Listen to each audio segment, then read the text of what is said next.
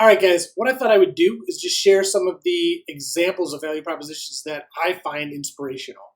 One of the best things to do if you're challenged with anything in business is look at what other people are doing and figure out how to kind of mold that into what you're doing.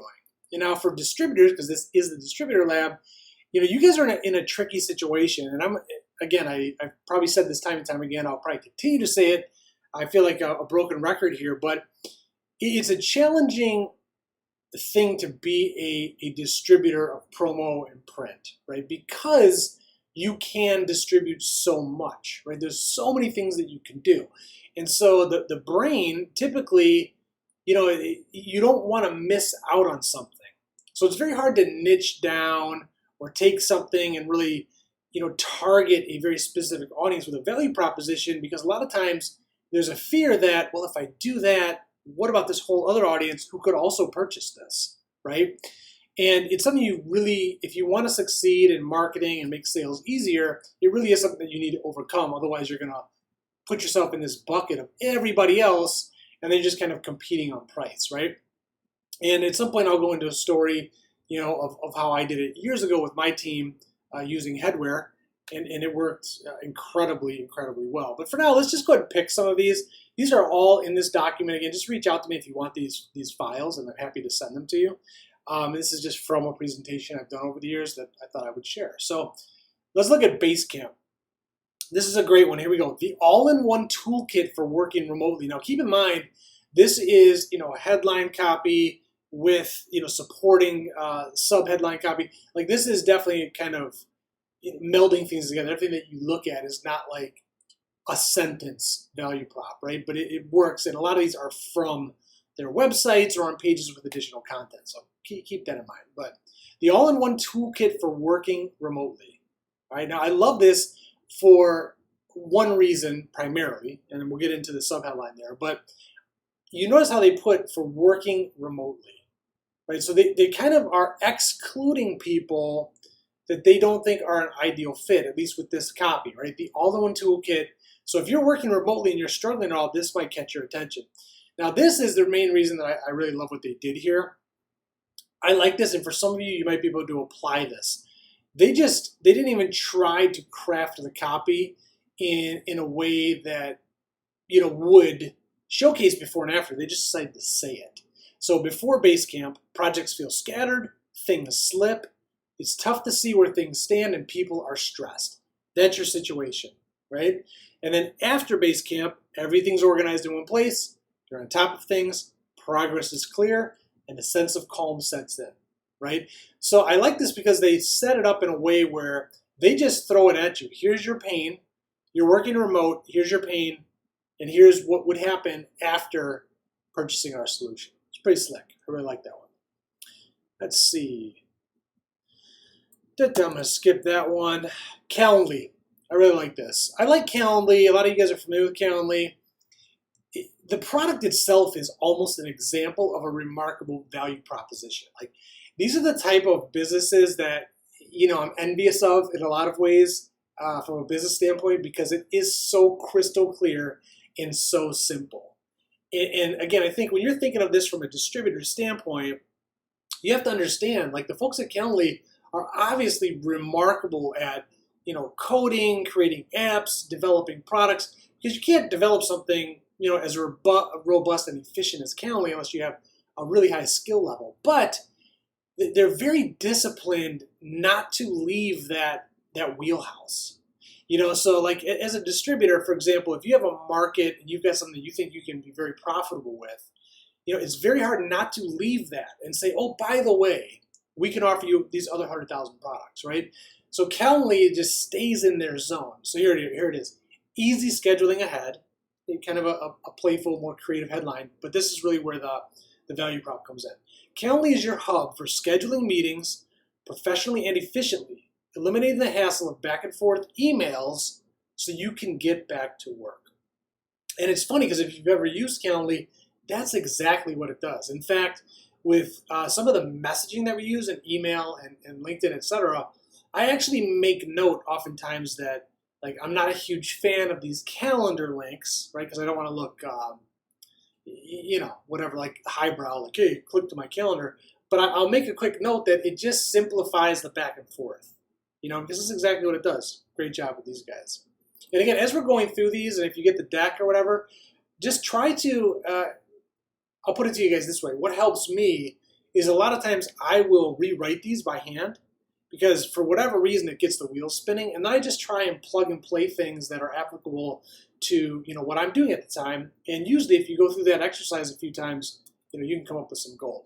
Uber, of course, this is actually a really great one. At face value, it may not seem to be, I don't know what I'm trying to say here, but this is a great value proposition statement. And this is a good example of when you think of Uber, for example, right? There's so many things that you could say about Uber in terms of just the efficiency. They can go into the reliability, the background checks of their drivers, a myriad of things that go into getting a car to you. But they understand the consumer only wants one thing, right? They only want one thing, and they want it to be easy. Tap the app, get a ride. It doesn't get any easier than that. And here's the subhead. Uber is the smartest way to get around. One tap and a car comes directly to you. Your driver knows exactly where to go, and payment is completely cashless. I mean, that's an incredible value proposition statement. And you can see, I appreciate things like this so much because a lot of times as a copywriter and as a marketer, you tend to get very wordy with the things you're trying to say because, you're proud of it. You want to make it sound fancier than it is, or you want to really elicit the amount of work that went into it, or whatever it may be. They actually kind of dumbed this down, right? One tap and a car comes directly to you. You know what I mean? They don't talk about geo-tracking or the technology or anything. Like, they make this so crystal clear that really you could probably, say this to anybody and they would understand exactly what the product is. Very good. ZocDoc. I do like this one because they adjusted it. So you're looking at 4 graphics. On the ZocDoc website, these actually rotate, right? So where it says find local doctors who take care of your insurance, and then it rotates. Find local OBGYNs who take your insurance, right? Who take your insurance. Because this is a challenge. So I love the value proposition because really at the core, it's just find local doctors who take your insurance. Boom. And then they realize, okay, let's just get a little more granular and show people that if you're looking for, OBGYN, dermatologist, dentist, and the list goes on and on, we make it very easy. If you want a doctor that takes your insurance, done. Very, very, very simple. Right? Again, they don't go into the nuances of how it works or how they vet doctors or any of that. They just want to tell you exactly what the product is designed to do. Very, very smart. This is another great one. Business funding in as little as 10 minutes. I like it. It's very it's very much to the point.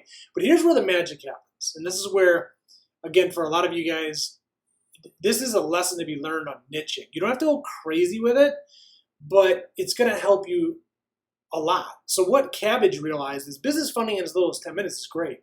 That's what they do. Now, they want to eliminate people that are going to waste their time. And I don't mean that harshly, but if you want a $20 million loan or a $5 million fund or something like that, they're not the place for you, right? Apply for quick access to up to $250,000 with a Kabbage line of credit. So they're filling a very specific niche, and the copy does a great job because if you're in that market, it's just very, very good copy. All right, I like this one too. I like them all, right? So check out this copy, and then you could definitely mimic this one. Simple accounting software for small business owners. So, okay, we offer this for these people who dislike bookkeeping. That's almost exactly formulaic value proposition copy, right? Simple accounting software, that's what it is, for small business owners, that's who it's for, who dislike bookkeeping. That's a formula you guys can use for any product, for your business if you're niching down. It's really smart. I really like how they took a negative spin on it. You could easily have changed this a little bit and made it, depending on your market and what you're doing, who, whatever it is, right? And it would work. But they really understood their market, that these people do not like bookkeeping, so they put it in the copy. Real-time insights into your company's finances, accounting and invoicing, more powerful than spreadsheets, less complex than QuickBooks or Xero. So it's just good copy. I don't know what to say. This is one where you could basically copy this one for your business and, figure out products and different things and make it work. It's very, very good. How many of these are we going to do here, by the way? Let me see. I'm going to do 2 more. Okay, Tortuga. I think I'm saying that right. I really like this one. So this is actually 3 pieces. This isn't all in one, like on their website. So the top half is on their website. These other pieces are just elements, but I put them all in there for the presentation. But this is a great example of, they create bags, primarily backpacks, right? Travel backpacks. This is a really interesting example of what I've been telling you guys about. Like in a meeting, it would be very hard to convince a lot of people to eliminate, from a messaging standpoint, a big audience. In other words, if you're making these bags, and they're really cool, and these are really cool bags, the question is, well, what about the student? What about the business person that's just traveling? What about somebody who's just driving to, like there's all these markets that you'd be like, man, this bag is for so many different people. We don't want to alienate ourselves and miss out on that business. But they understand that if they just went broad scale as a regular bag or backpack, there would be nothing special about it. It would get drowned out. So their value proposition, bring everything you need without checking a bag. It's great, right? So they create travel backpacks. And then down in the bottom left there, Tortuga. Tortuga helps travelers, that's who they help, avoid the cost and hassle of checking luggage with carry-on sized travel backpacks. Same formula, they turned it around a little bit in terms of telling you who it's for first, what it solves, and then what it is. But that's just really, really smart. And then they tell the story, which kind of addresses the pain and how the bags came upon. And so the thing that I want to address with you guys is, these guys probably sell a ton of bags to people who could care less that you can get it on as a travel bag. A lot of people do, but there's no other way that I would even be looking at this or presenting this to you guys, for example, if they wanted to compete as just another backpack or work bag or something like that, where they said high quality, innovative design, durable, you can get your laptop and all this stuff in there, like all the things that make up what the bags are and really how they operate. They understood that that has become a commodity. That's a preference. So the question is, how do you get someone to pay attention? How do you get someone to actually look at the brand and take notice of what you're doing? And so they niched down and they said, we're going to own this category. And by owning this category, people like me or who share this, there's a ton of people who are now looking at the bags who, irregardless of whether they travel or not, if they like them, they're going to buy them. And that is just really strategic, smart thinking when it comes to value propositions in commoditized markets. I love that one. It's a great job. Mosquito Squad, it's too easy. It's too easy. This is HelloFresh. Now, I am a customer of HelloFresh. I love these guys. Here's our mission. This is a little different take on how to approach it. This is a very competitive market. And understand that they're basically providing a service to busy people who want, really good food. They don't want to go to the grocery and buy it all, and they probably don't know how to cook. Like, that's me, right? So here it is. We change the way people eat forever. This is definitely more of, when I told you guys earlier, like company value proposition versus product and service value props, this is a great example of a corporate value prop. Okay, so Tortuga, that definitely is more of a product. And I bet as time goes on, you might find them getting into other product categories. That is very specific to the product. This is like, we change the way people eat forever. And the reason that I think this is important for most organizations, like Tom's Shoes has this, Zappos had it years ago, great example of that on service, where if you have this is your mission, we change the way people eat forever. Now you can measure everything that you do as a company against that value prop. So if you're doing an ad campaign, if you are producing a new meal kit, if you're doing some charitable stuff, whatever, internally they can measure against, does this match this mission, this statement that we're claiming as a company? We change the way people eat forever. It's just a great way to really, set your compass and go. Now, I like how they separated this below into like mini benefits. Okay, so budget, health, taste, sustainability. Obviously, internally, they understand that that's the key things that their market wants. So budget, helping consumers to save money with every meal. Great. I mean, they can almost just run with that. Health, democratizing access to high quality food. A little highbrow for me, if I'm being honest with you, because a lot of people that's going to go over their head. And I'm not saying that necessarily in a bad way. Maybe they understand their market is very crystal clear, but I think just like the Uber, they could have said that in a much simpler way. Taste, allowing everyone to enjoy a varied and tasty diet. Very great. Sustainability, less food waste, CO2 neutral delivery of every box, right? I mean, each one of those can stand alone as headline copy, as value copy, but they put it all into this one piece on their website. Very, very smart. So for you guys, I just hope that this helps. We can do more of this. I mean, literally, I've got a library of probably 50 of these.